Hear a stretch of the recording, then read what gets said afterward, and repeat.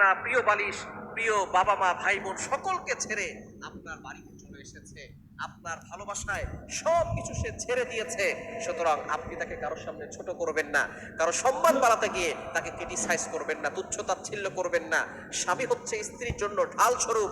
স্ত্রীর সম্মানে যদি কেউ আঘাত করে, স্ত্রীকে যদি কেউ ছোট করে, তাহলে স্বামী তার সামনে ঢাল হয়ে দাঁড়াবে।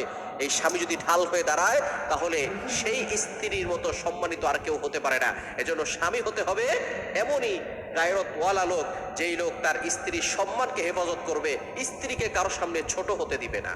কাউকে খুশি করতে গিয়ে নিজের স্ত্রীকে কষ্ট দিবেন না, কারণ আপনার স্ত্রী আপনাকে খুশি করতে গিয়ে তার প্রিয় বিছানা, প্রিয় বালিশ, প্রিয় বাবা মা ভাই বোন সকলকে ছেড়ে আপনার বাড়িতে চলে এসেছে, আপনার ভালোবাসায় সব কিছু সে ছেড়ে দিয়েছে।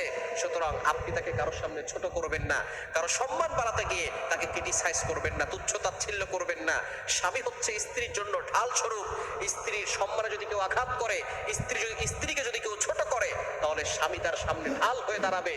এই স্বামী যদি ঢাল হয়ে দাঁড়ায়, তাহলে সেই স্ত্রীর মতো সম্মানিত আর কেউ হতে পারে না। এজন্য স্বামী হতে হবে এমনই গায়রত